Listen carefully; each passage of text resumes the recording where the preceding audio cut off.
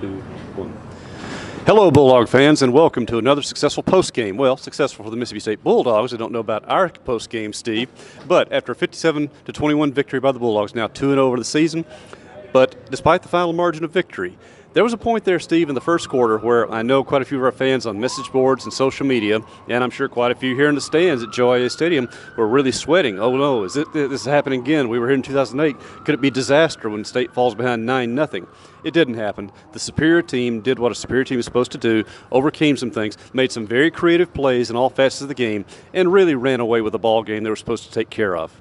And, David, on the sideline, there really was no panic. I mean, being there on the sidelines, you hear the players, you hear the coaches, and Todd Grantham on multiple occasions turned his guys. He said, guys, we're okay, everybody just calm down. Gary Green, Dan Mullen both kind of mentioned that in the postgame, is that they're really, even despite having some adversity early in the ball game, they didn't panic. They just continued to stick with the game plan. And really, David, if we're being fair, Granite State had some big plays tonight. But the 9-0 lead was the result of two huge plays, a busted coverage, and that was the thing that State kind of stayed away from last week. You didn't have a busting coverage. You didn't miss a lot of tackles. Early in the ball game, you did both. And as a result, Louisiana Tech puts up a couple scores. Well, the busted coverage came when State debuted a different type of defense. Yeah. Instead of going with two inside linebackers like the first game, they came out of a three safety set, which they practiced a good bit, and we actually think to be a very effective defense over time. Just a one blown coverage, and a guy got loose, gets a big play, and they score. They have to settle. Now, here's key: they had to settle for a field goal in that situation as well. Then the touchdown is set up by a interception return where Nick Fitzgerald threw a little off balance. I don't think he was on the same page as the receiver, though. I don't think he got a lot of help in that regard. You take away those two plays, and State's blowing them out from the start. It's true, David, and you really once the defense got their hands on a couple of footballs, and granted we had one late in the ball game that will probably make ESPN's not top 10 plays, but the bottom line is this defense is for real. Now, they'll get a real test next week, but they've played an option-style offense and then a spread-type offense and had very remarkable success. The big play withstanding, I thought that just running some base defense tonight, State made some big plays. Tackling got a lot better, too. Once State got on the board, it seemed like that running room that the Tech had early kind of disappeared. I was having flashbacks to the point to last season, the St. Petersburg Bowl, when State blocked a PAT, and it ended up being able to set them up to block a field goal, which proved the game winner. Tonight, talking to Jeffrey Simmons and others, they had read in the scouting report what Tech's kick protect teams could do. Well, Jeffrey Simmons roars through, blocks a PAT, and you think, well, that's a big momentum turner right there. But then he really changes things by blocking a punt. And like Dan Mullen said, it was a safe protect. It wasn't even a go out and try to block it, but Jeffrey Simmons took it on himself to go get that ball. Blocks it, Gary Green fumbles it away, close to the goal line, Simmons falls touchdown. And from that point on, I think the Bulldogs were pretty much in charge. They were, David, and also, too, interesting that Jeff Simmons said he even kind of pleaded with the coaches to leave the defense on the field rather than – Tech called a timeout, remember, and changed what they were doing. That's correct, and he said he pleaded with the coaches to leave. He said, if you leave the defense on the field, I'll go block it, and true to his word, he goes and does that. It's been a long time. We discussed this earlier. John Banks, the first Bulldog that we can remember having a pair of touchdowns defensively, probably the last one that we remember. And so a big night for Jeff Simmons. Granted, it's not Florida and Tim Tebow, but a big stepping stone as Bulldogs get ready for SEC play. But those weren't pick sixes either, which, while hard enough, are a lot harder, or not nearly so hard as blocking two kicks, or blocking a kick for a touchdown like that, and then covering a fumble and going 90 yards at over 300 pounds. And yes, he had a wall behind him, and some people were talking about, well, it looked like nobody even tried to catch him. My comment was, what were they going to do with him if they caught him? They weren't going to drag Jeffrey Simmons down when he got a head of steam going. But plays like that, and let's give the credit to the defense for other plays they made, particularly in the first quarter. Tech is a very aggressive offense, very creative in a lot of things that Skip Holtz's team does. But after that first little shaky step, like I mentioned, the blown play early that John Abrams, in his first college start since Michigan State, he got beat. They came back to the third series with an identical play, and he nailed it as soon as the ball was caught. You saw this defense, as you said, just settle down and do what they were capable of doing. David, and the thing about it today, it was an assortment of guys stepping up and making plays. While Jeff Simmons is the headliner, this Bulldog defense up and down, Leo Lewis steps in, fits some gaps, made some great plays. It was kind of interesting to watch early in the ball game. People were like, where's Leo Lewis? I don't understand where this trepidation comes from.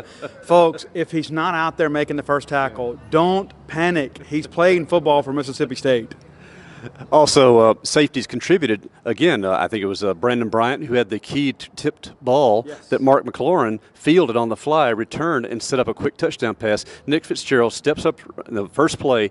Jordan Thomas goes right down the middle. And how you miss a 6'7", 280-pounder, but Louisiana Tech completely lost him, gets the touchdown. And you know State's got it going from there. They make a big lead at halftime. I think the second most points ever scored by a Dan Mullen team in a half, first or seconds in these 9 seasons. And from there on, it's just kind of playing out the string. And, oh, by the way, that last Louisiana Tech touchdown, bogus. The play clock had expired 2 seconds before it went off. I think the Conference USA crew just wanted to get over with. And speaking of the Conference USA crew, I can speak, but Dan Mullen couldn't speak, about the targeting call on Cam Dantzler. I think that one's got to be reviewed at some point. I don't know if there can be an interconference review, but that was just a bad call after review. Yeah, David, it's one of those things and we get it. You know, anything to the head is going to be a penalty, and rightfully so, as they err on the side of caution. But replay showed that it was kind of a shoulder-to-shoulder type thing, and if we're going to start calling that targeting, just go ahead and bring out the flags, and we'll stop playing tackle football. But in that situation, too, you'd like to think that Cam Dantzler, discretion is a better part of valor. He'll miss the first half against LSU if the targeting call is upheld, and I suspect that it probably will be, but I think it was probably a little bit of a marginal call, to say the least. Now, people are going to look at the statistics and say 459 yards for the Bulldogs. Just 459 yards at any points. But here's the key to me.